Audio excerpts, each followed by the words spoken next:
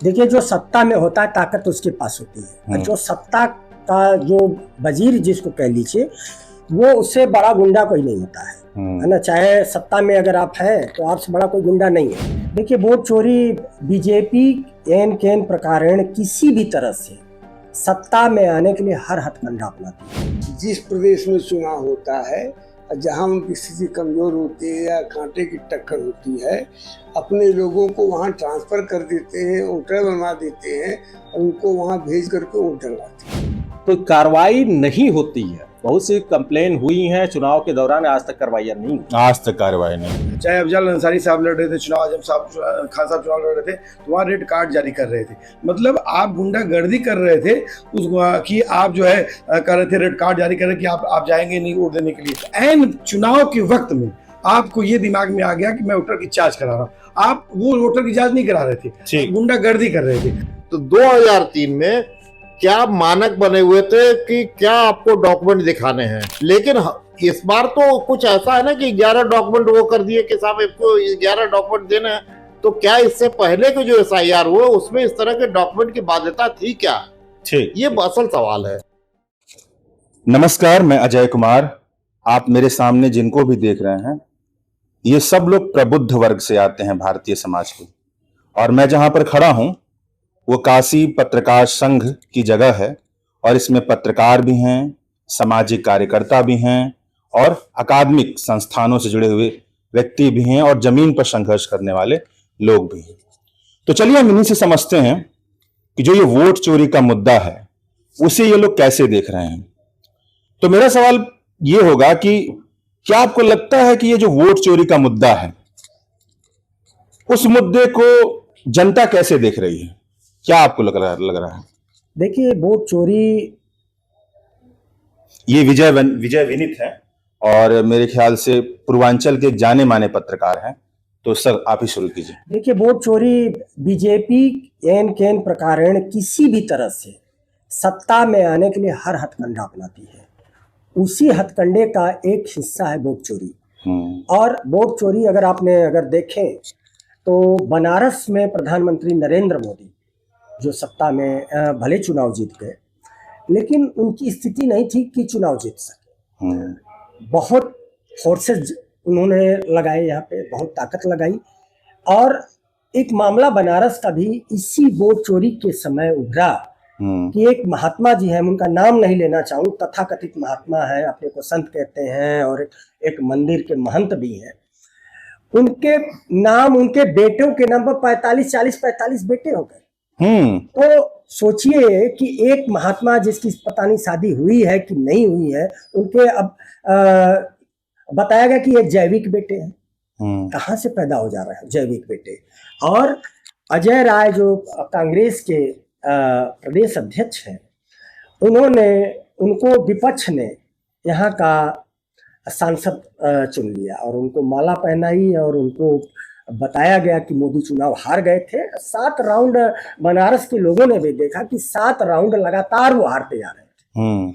और अचानक अजय राय का, जैसा कि अजय राय का आरोप है कि अचानक दरवाजे बंद किए गए, उसके बाद बाजी पलटने लग गई।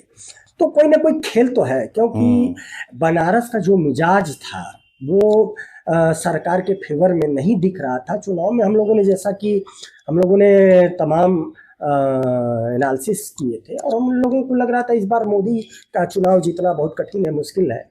तो इस तरह की बेईमानियों का, इस सरकार का ये तरीका जो है, ये बहुत पुराना है। मेरा नाम कुंवर सुरेश सिंह है, और मैं समाजवादी हूँ, समाजवादी पार्टी नहीं। मैं खुद समाजवादी हूँ और लोकतंत्र सेनानी हूँ। आपातकाल में भी मैंने जेल काटा है, और उसके पहले भी दर्जनों बार मैं जेल काटा हूँ जनता के सवाल पर। ये बताइए कि अब आप कह रहे हैं कि आप समाजवादी हैं, ये वोट चोरी का जो मुद्दा है ये तो बड़ा ही तकनीकी मुद्दा है। मतलब कि ऐसे लोग कहते हैं कि आजादी से लेकर अब तक वोट चोरी होते आ रहा है, और अब ये मुद्दा क्यों उठ रहा है? देखिए, वोट चोरी करने के तरीके पहले अलग अलग थे। चोरी का मतलब, पहले चोरी नहीं होती थी, जो ताकतवर लोग होते थे और वो छोटे लोगों को वोट नहीं डालने देते थे। एक जमाना ऐसा था, उस समय इतने संसाधन भी नहीं थे उन चीजों को रोका जा सके। लेकिन अब जो चोरी हो रही है ये एक्चुअली चोरी है। और जो भाई साहब ने भी कहा सच्चाई यही है। मैं भाजपा की इस मसले में तारीफ करता हूँ। वो 365 दिन चुनाव लड़ते हैं, केवल चुनाव ही लड़ते हैं और कुछ नहीं एक प्रकार किसी भी से छल से, कपट से, बेईमानी से, धन से, लालच से हड़का करके, प्रताड़ित करके उनको चुनाव जीतना है। उनका साफ साफ नजरिया ये होता है। ईडी सीबीआई सब मिला। ठीक है, ये थोड़ा आप अभी जो बता रहे हैं कि अभी जो वोट चोरी हो रही है, इसको थोड़ा स्पष्ट करेंगे कैसे? कैसे आपने देखा ना कि जैसे राहुल गांधी ने इसको स्पष्ट किया। राहुल गांधी ने केवल एक विधानसभा का दिखाया, जबकि ऐसा जैसे मान लीजिए उन्होंने महाराष्ट्र के उदाहरण पहले दिया था कि 5 साल में जितना वोट बना पार्लियामेंट। एक मैं आप रोकूंगा यहाँ पे। राहुल गांधी जी ने कहा वो तो समझ में आता है, वो पूरा भारत भी जान रहा है।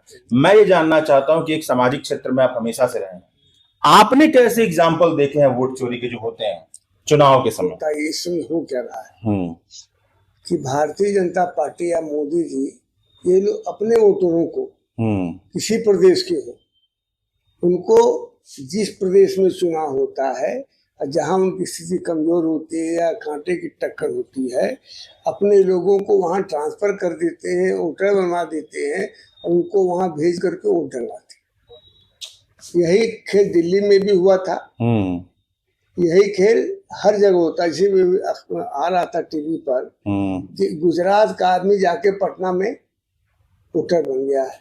ठीक तो बात। ऐसे तो नहीं बना है, उसके पीछे कोई मकसद होगा ना। अब हम AK लारे सर के पास आते हैं। ये भी पूर्वांचल के जाने माने पत्रकार हैं। तो सर आप ये बताइए, तो आपने अखबारों को लगातार अध्ययन किया होगा, आप थोड़ा अपने अनुभव से बताइए कि, और लगातार चुनाव के वक्त अखबारों में ऐसी खबरें भी आती होंगी, तो आप ये बताइए कि वोट चोरी को आप कैसे देख रहे हैं?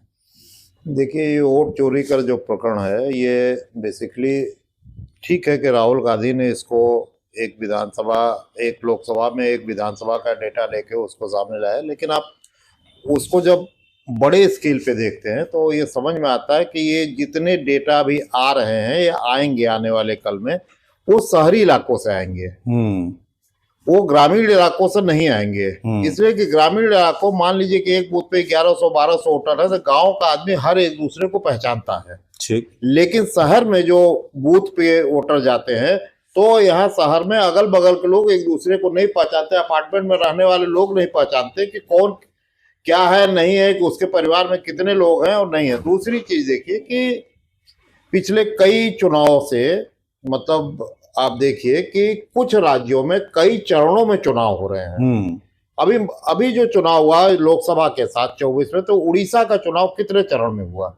उड़ीसा एक शांत प्रदेश है, लेकिन इस बार कितने चरण में चुनाव हुआ? ये कहीं न कहीं संदेह के बादल तो गहराते हैं कि कुछ तो दाल में काला है ना। चुनाव आयोग तो ये कह रही है कि भले ही कई जगह पे नाम हो, लेकिन वोटर तो एक ही बार वोट देता है। नहीं तो वो तो भाई देखिए, चुनाव आयोग तो ये बात कहेगा, कोई भी वोटर जो, हम मान लीजिए कि हमने कहीं 10 बार वोट दिया है, तो हम ये कहेंगे क्या कि हमने 10 बार वोट दिया है? ठीक। पहले जब बैलेट पेपर पे चुनाव होता था तो दबंग या वो प्रभावशाली लोग जो कब्जा करते थे तो वो जरूर छापते थे बूथ पे कब्जा करके, और वो दबंगई के साथ कहते भी थे कि हाँ हमने बूथ कब्जा कर लिया। और वो किया, हम लोगों ने तो TN सेशन के दौर में पूरे इस इलाके में, भदोही से लेके इन इलाकों में बूथ कब्जा देखे हैं और रीपोल हुआ है वहां पे। अब मैं आपसे एक सवाल पूछूंगा। आपने चुनाव आयोग का प्रेस कॉन्फ्रेंस सुना हो आप लोगों ने, तो उन्होंने एक बात कही कि हम तो वोटर लिस्ट हर पॉलिटिकल पार्टी के एजेंट को दे देते हैं और पोलिंग एजेंट को दे देते हैं, तो उनकी जब शिकायत है तो उन लोग को चुनाव से पहले करना चाहिए। ये अब शिकायत क्यों कर रहा है? उनको तो सब कुछ मिल ही जाता है, अगर उसमें ध्यान दिए तो पहले बताते। नहीं, अब आप देखिए चुनाव आयोग जो बातें, चुनाव आयोग ने बहुत सारी बातें कही। चुनाव आयोग की जो भाषा है वो खुद में अपने आप में सवाल खड़ा करता है। लेकिन अगर बूथ की लिस्ट बूथ के उसको देते हैं एजेंट को, तो बूथ का एजेंट कितना साक्षर होता है और कितना वो होता है कि वो सारी चीजों को एनालाइज कर लेगा। जो जिले में या उनकी पार्टी के कार्यालय में जो चीजें जाती हैं उसकी एनालिसिस इस तरीके से होगी, वो कोई बूथ का एजेंट नहीं कर सकता। बूथ का एजेंट खाली अपने आसपास के लोगों को देख पाएगा। अब हम शिवदास जी के पास आते हैं, ये भी पत्रकार हैं, रिसर्चर हैं। शिवदास जी आप ये बताइए, मतलब कि हम चुनाव आयोग का जो प्रेस कॉन्फ्रेंस है उसमें बहुत सारी बातें हैं, लेकिन कुछ बातें ऐसी भी हैं जिसका अभी ठोस जवाब नहीं आ रहा है। वही जवाब ये है कि अगर बूथ लेवल एजेंट है और आपको लिस्ट दे दी गई पॉलिटिकल पार्टी को, तब आपने क्यों नहीं बताया कि इसमें दिक्कतें हैं? आप चुनाव के बाद बता रहे हैं। और इनका यह भी एक नियम है कि चुनाव के नतीजे आ जाने के 45 दिन के भीतर आपको शिकायत करना चाहिए था। देखिए, पहली बात कि आप एजेंट को आप बूथ मतलब वोटर लिस्ट आप दे देते हैं, ठीक है, उसका विश्लेषण करता है, लेकिन वो कंप्लेन भी करता है अगर उसे आपत्ति होती है। करता है, ऐसा नहीं कि नहीं करता है, कंप्लेन करता है अपने स्तर पे, जितनी उसकी जानकारी होती है, जितना उसे जानकारी मिलती है, जितने उसके संसाधन है, वो कंप्लेन करता है। लेकिन कार्रवाई करने की जिम्मेदारी किसकी? ठीक बात। तो कार्रवाई नहीं होती है। बहुत सी कंप्लेन हुई हैं चुनाव के दौरान, आज तक कार्रवाई नहीं हुई। आज तक कार्रवाई नहीं हुई। सबसे बड़ी बात यह है कि अभी तक लोग जो करते थे, कहें कि वोट चोरी जो करते थे या दबंगई से जो करते थे, वो कौन करता था? स्थानीय स्तर पे या दबंग लोग करते थे, एक टुकड़े टुकड़े में करते थे। लेकिन यहाँ सवाल ये उठा है कि यहाँ जिसके ऊपर जिम्मेदारी है निर्वाचन आयोग की, वही यहाँ गड़बड़ी कर रहा है। अगर आप हर साल आप संशोधन के लिए आप जारी करते हैं, वोटर लिस्ट बढ़ाने के लिए जारी करते हैं, यानी रिवाइज करते रहते हैं वोटर लिस्ट। नहीं, वो जो सबूत देने वाली बात हो रही है ना, 45 दिन में सबूत दे रहे, तो अखिलेश यादव ने तो बताया ना, बिल्कुल, जब चुनाव, इसी सवाल का जवाब अखिलेश यादव ने दिया, जिसका अभी तक रिप्लाई नहीं दिया है। तो ये अपने आप में वो है कि चुनाव आयोग किस तरह से काम कर रहा है। अच्छा, एक बात बताइए कि बूथ लेवल एजेंट के बारे में चुनाव आयोग का कहना है कि 1 लाख से ज्यादा बूथ लेवल एजेंट है बिहार के संदर्भ में। तो क्या आपको लगता है कि पॉलिटिकल पार्टियों को अपने बूथ लेवल एजेंट के बारे में अच्छे से जानकारी होगी कि उनसे वो संपर्क साध पाती होंगी? नहीं, ये तो रहता है उनके पास आंकड़ा कौन बनाते हैं, वो लिस्ट हर एक पॉलिटिकल पार्टी अपना बनाती है और उसके पास पूरा डेटा रहता है, ऐसा कोई नहीं है। अगर आप बताना चाहें, राजीव जी जमीन के काम करते हैं और सामाजिक कार्य करता है, आपको क्या लग रहा है कि जो आम जनता है इस मुद्दे को कैसे देख रही है? देखिए, ये जो वोट चोरी वाला मामला है, वो पूरा का पूरा अगर इसको समझना रहा है कि जैसे हम ट्रेनों में जब चलते हैं तो ऐसे ट्रेनों में पहले बहुत सारा लोग आजकल रील और देखते रहते हैं, तो आजकल जितना सब है वोट चोरी वाले वीडियो सब देख रहे हैं, खूब देख रहे हैं। गांव में लोग देख रहे हैं, गांव में भी लोग देख रहे हैं, और जो हम लोग छोटी छोटी मीटिंग कर रहे हैं, जैसे अभी हमने एक पद यात्रा किया था, तो वो सड़क बनाने के लिए, तो ये ठीक है, आप सही बात कर रहे हैं, लेकिन ये भी तो बताइए ना कि जो राहुल गांधी या विपक्ष का समर्थक नहीं होगा, वो तो यही कहता है कि नहीं, लोग को 240 सीट कैसे मिल गई। यूपी में एक छोटा सा 2-3 चीजें हैं छोटी छोटी, जैसे यूपी में भी, वेस्टर्न यूपी में जब चुनाव हो रहा था, चुनाव में जिस तरह से मुसलमानों को वहाँ वोट रोकने के लिए वो जो दान दिया था, तो यूपी में हो रहा था। चाहे अफजल अंसारी साहब लड़ रहे थे चुनाव, आजम साहब, खान साहब चुनाव लड़ रहे थे, तो वहाँ रेड कार्ड जारी कर रहे थे। मतलब आप गुंडागर्दी कर रहे थे कि आप जो है कर रहे थे, रेड कार्ड जारी कर रहे कि आप जाएंगे नहीं वोट देने के लिए। तो मामला इस बात था कि यूपी में एक रिएक्शन था, अब वो उस रिएक्शन को एक फैक्ट मिल गया। जैसे ईवीएम वाले को होता था, कई बार लोग कहते थे ईवीएम में यहाँ पे हार रहे तो वहाँ जीत रहे, एक सबूत उन लोगों को मिल गया। हाँ, दूसरी एक चीज बहुत क्लियर है मामला है, बात कर हमारे क्या सोसाइटी में धर्म और जात के नाम पर वोट काटे जाते रहे, पिछले भी दिनों में काटे जाते रहे, लेकिन उसका जो तरीका था जो है उसने तरीके में इतने बड़े पैमाने पर नहीं था। लेकिन बिहार में इस तरह से SIR आया, वोटर वेरिफिकेशन के बाद जो है 65 लाख वोटों की काटने की जब बात आई, मैं कह रहा हूं कि वोटों की आप जांच करवाइए, लेकिन ऐन चुनाव के वक्त में आपको ये दिमाग में आ गया कि मैं वोटर की जांच करा रहा हूँ। आप वो वोटर की जांच नहीं करा रहे थे, आप गुंडागर्दी कर रहे थे। और जो उत्तर प्रदेश का जो रिजल्ट पिछला था 2024 का, आप देख लीजिए कि पूरे देश में लोग वेव थी जो है कि यूपी बहुत डाउन करेगा, लेकिन यूपी में जो रिएक्शन आया जब वोटिंग में आया, और साफ तौर पर उसमें जो अभी देखिए फूलपुर में एक सीट है, सदर प्रसाद की सीट है, फर्रुखाबाद, अगर आप थोड़ा आरिफ जी को दें तो सर आप ये बताइए कि आप तो जमीन पे लगातार घूमते रहते हैं और कई संगठनों से जुड़े हुए हैं, ये जो मुद्दा निकल के आया कि एक ही घर में 10-10 लोग नाम हैं और 50-50, 200, 300, ये तो पहले भी होगा, तो उस समय लोगों ने क्यों नहीं शिकायत की? देखिए पहले इस पैमाने पे नहीं होता था। हम्म एक दो खास तौर पर मैं ये जो समझ पाता हूँ कि ये मृतक होते थे, कई बार वो जो मरने वालों का नाम नहीं करता था, ज्यादातर ये हो जाता था। तो हर गांव में 2 4 6 8 तो 10 लोग मिल ही जाते थे, मृतक होते थे।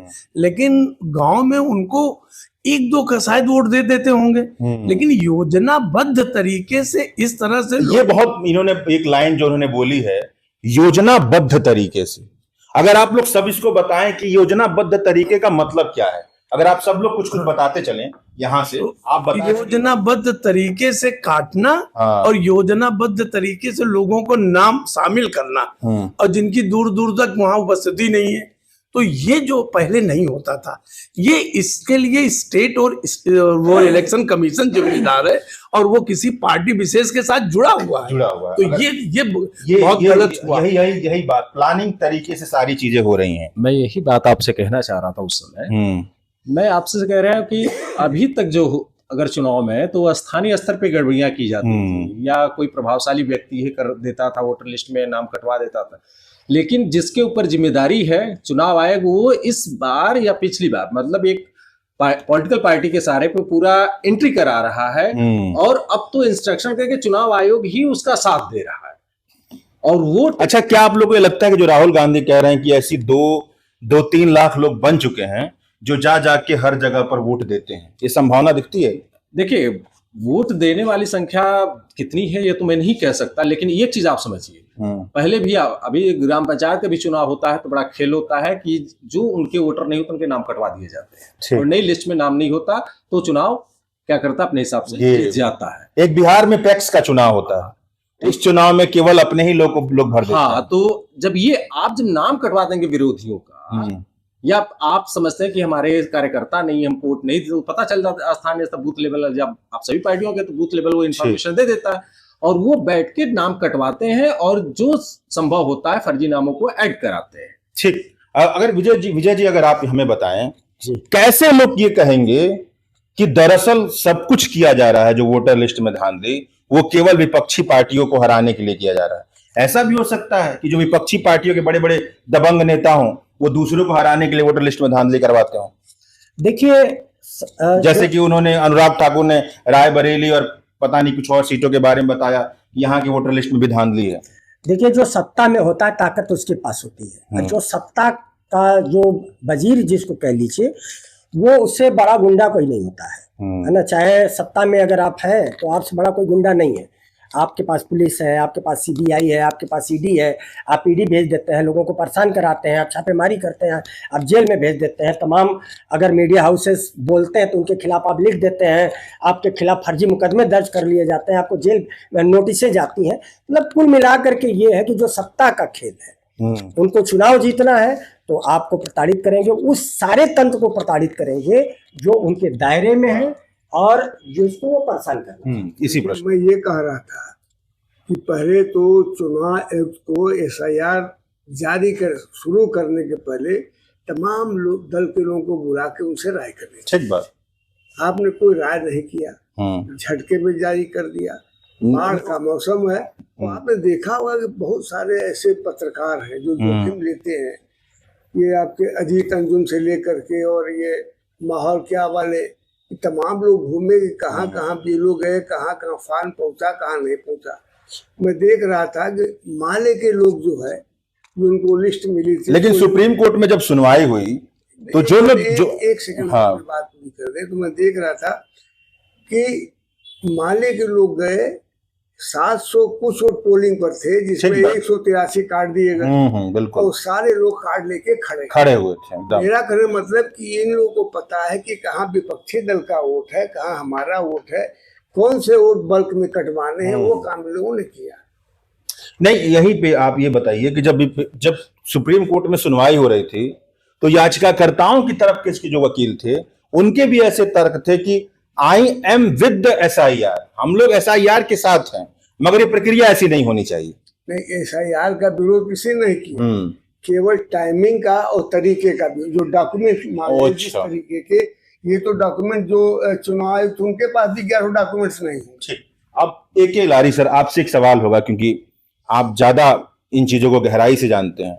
मेरा प्रश्न यह है कि कोई नागरिक ये पूछ सकता है कि आज के समय में चुनाव में, मतलब दक्षिण भारत के चुनाव में खबरें आती हैं कि 100-100 करोड़ रुपए उम्मीदवार खर्च कर रहे हैं, तो उनके लिए क्या दिक्कत है? कहीं से भी 20,000 30,000 लोग को बुलवा लें, पैसा दे दें और बीएलओ के माध्यम से वोटर लिस्ट में नाम जुड़वा दें। ये तो चलता ही होगा धंधा, जब इतना बड़े लेवल पे पैसा खर्च हो रहा है तो।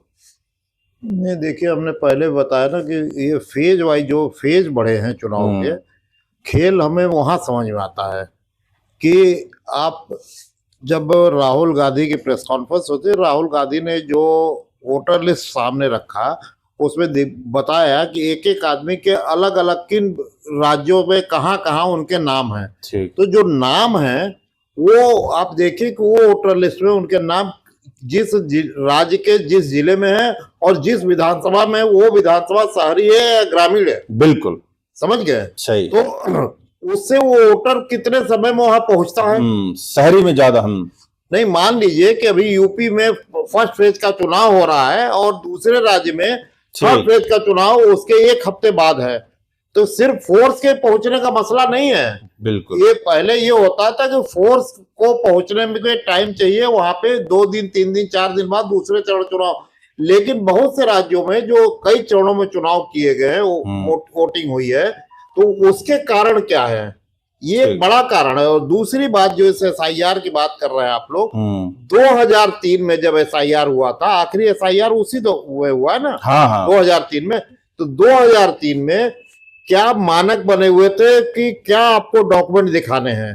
ठीक बात। SIR का तरीका तो ये है कि वो होना चाहिए कि भाई हम मान लीजिए वोटर हैं, हमारे यहाँ जो निर्वाचन आयोग के लोग हो वो जाके चेक कर ले कि हम हैं या नहीं हैं। ठीक बात। लेकिन इस बार तो कुछ ऐसा है ना कि 11 डॉक्यूमेंट वो कर दिए कि साहब आपको 11 डॉक्यूमेंट देने हैं। तो क्या इससे पहले के जो SIR हुए उसमें इस तरह के डॉक्यूमेंट की बाध्यता थी क्या? ठीक, ये असल सवाल है। हाँ, ये बिल्कुल सही कह रहे हैं। और ये अगर मैं इनको संदर्भ दे दूं इनकी बातों का, तो योगेंद्र यादव ने सुप्रीम कोर्ट में यह बात कही थी कि 2003 में जो हुआ था वो बिल्कुल एक अलग प्रक्रिया थी, वो बिल्कुल SIR से अलग है। वो इंटेंसिव रिवीजन हुआ था और उसके बारे में किसी भी तरह का डॉक्यूमेंट इलेक्शन कमीशन के वेबसाइट पर उपलब्ध नहीं है, ना उन्होंने बताया कि वो तरीका वो कैसे हुआ था। आप कुछ बताना चाह रहे थे।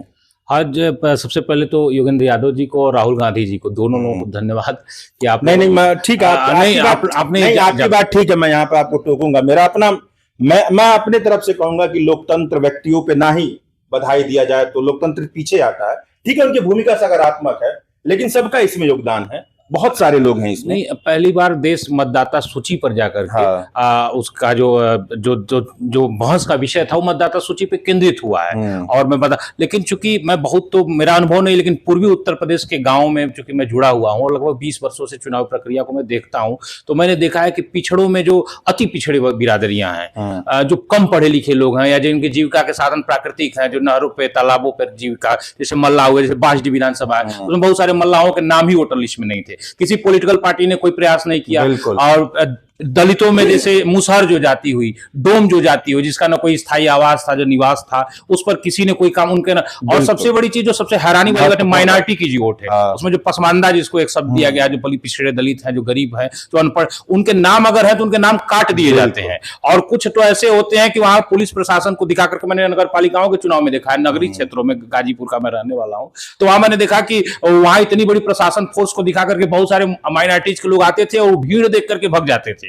बहुत सारे के नाम कटे, तो बहुत सारे लोग इस तरह की गड़बड़ियां मतदाता सूचियों में। समय कम है तो मैं आप लोगों से बस एक एक छोटा छोटा आप लोग संक्षिप्त बताते चलेंगे। वहीं से मेरा प्रश्न इतना ही है कि जनता के बीच ये बात जा रही है कि वोट चोरी हो रहा है, ये बात फैलाई जा रही है, लेकिन जनता की तरफ से यह भी आवाज है कि अगर वोट चोरी हो रहा है तो 240 सीट विपक्ष के लोग कैसे लाए और इनको पूरे चुनाव का बहिष्कार करना चाहिए। तो मैं आप लोगों से ये पूछना चाहूंगा कि वोट चोरी का जो मुद्दा बनाया जा रहा है, क्या यह मुद्दा जनता में बहुत इतना ज्यादा असरकारी होगा कि सरकार को बदलने के लिए भी जनता सोचे?